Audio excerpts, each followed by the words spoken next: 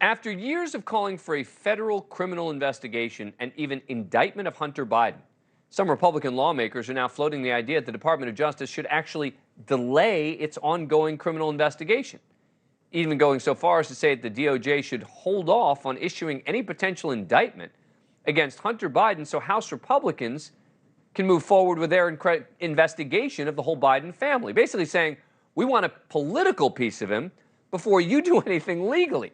What's even crazier is that the same Republicans suggesting the DOJ essentially coordinate its investigation with Congress are the same people who have accused the FBI and Justice Department of improperly coordinating together against Republicans. It's amazing that almost no one is talking about this nugget from a Politico story that dropped at 4 a.m. on Wednesday, hours before the House began its Oversight Committee hearings into Twitter and the Hunter Biden laptop. Oversight Committee Chair James Comer, quote, openly acknowledged that criminal charges could hinder his investigation, giving any witnesses in the DOJ case clearance to assert their Fifth Amendment rights. In calling for the DOJ to delay, Comer said prosecutors had already waited this long and Republicans would only need a matter of months. These same Republicans who said what I'm about to play, at least some of them, now asking the FBI to delay its investigation?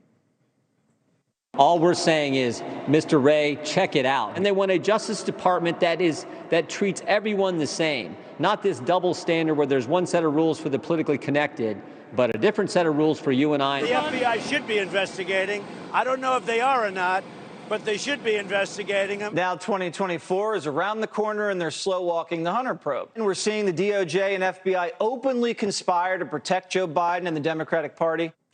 Look, I expect the FBI won't base the trajectory of its criminal investigation on the whims of politicians or partisans and media, from either side. But it's just never enough Hunter Biden when it comes to the far right. Now remember, I've been critical of media coverage or lack thereof of the story. I've done full hours here on the Hunter Biden story, and this criminal investigation of him is real and perilous. But after it became clear Hunter Biden was being investigated and that an indictment could be coming, the far right's narrative shifted from investigate Hunter Biden to forget about Hunter, investigate Joe Biden, to now investigate the whole Biden family.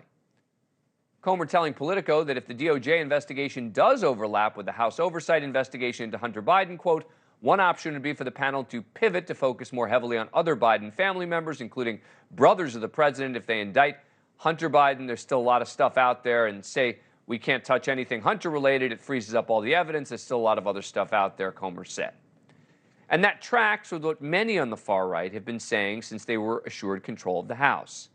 And Thursday, Comer's office announced that he was formally calling on Hunter Biden, James Biden, and Hunter's business partner, Eric Schwerin, to provide records related to President Biden's involvement in his family's business. Quote, evidence obtained in our investigation reveals the Biden family business model is built on Joe Biden's political career and connections.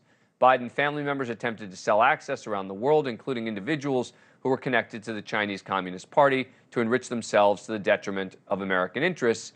If President Biden is compromised by deals with foreign adversaries and they're impacting his decision-making, that's a threat to national security. Look, Biden's brother was in business with Hunter, so we shall see. But again, there is no evidence that has come to light that Joe Biden has done anything wrong. And even Comer himself was forced to concede that. We don't know exactly what all's going on with Biden. Our investigation with Biden is over influence peddling. There's a concern among a lot of Republicans that some of these classified documents may have been part of the business model with the president's brother and the president's son in some of their shady business dealings. Right. That's why we're concerned about Biden. No evidence of that so far. I understand you have questions about it. Well, we have evidence that they've influence peddled, that they've always used the Biden. But not in relation to the classified documents. We don't have any evidence of the classified documents, but we're investigating that. Right. Just want to investigate. Doesn't mean we have to have evidence. Just, who knows?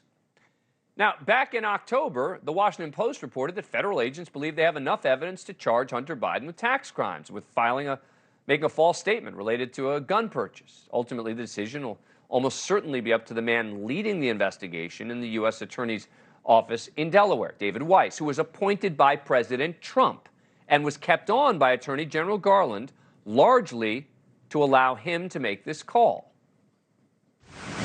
Joining me now is John Yoo, former Deputy Assistant Attorney General, in the George W. Bush administration and former general counsel of the Senate Judiciary Committee. He's the author of the book, Defender-in-Chief, Donald Trump's Fight for Presidential Power. Thanks so much for coming on. Appreciate it. So let me ask you, do you think that this is as wacky as it seems to me, this idea that Comer is suggesting there should be a delay in the DOJ potentially indicting Hunter Biden so they can get a piece of him?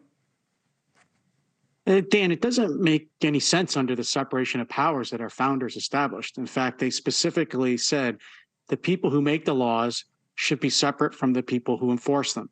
So Congress, of course, has the right to conduct oversight hearings, as you said. They have the right to find out whether there's any kind of bias or influence in the way the Justice Department chooses to do its cases. But what the founders would not have wanted, and what they tried to make clear, was that the executive branch is in charge of criminal investigation and criminal prosecution. Not only do they not have to cooperate, the founders, by splitting the two functions up, almost anticipated that they would fight with each other. And so they can proceed on separate parallel tracks, but there's no reason that justice has to cooperate with Congress or that Congress has to cooperate with the Justice Department. And will DOJ give any weight to Comer's suggestion? I'd be very surprised if they did. I think that, as you've said, the Justice Department has been conducting this investigation into Hunter Biden now for months, if not years. I don't see why the Justice Department now at this point would actually start to pull back from that investigation. I think actually the harder question is in the hands of Congress, because in general, as I said, Congress is not allowed to influence or try to alter prosecutorial decisions. But they do have one blank check in their back pocket, which is that they could always say, look, we don't care about criminal prosecution. We want to get to the bottom of all this. So we're going to grant immunity to everybody. And they could grant immunity to Hunter Biden. I'm sure Hunter Biden wouldn't mind that, or Biden family members, or other witnesses or potential targets, so that they'll testify truthfully. And then all the facts will be out there for the American people to see. John Yoo, thank you so much for coming on the show. Appreciate it. Thanks, Dan.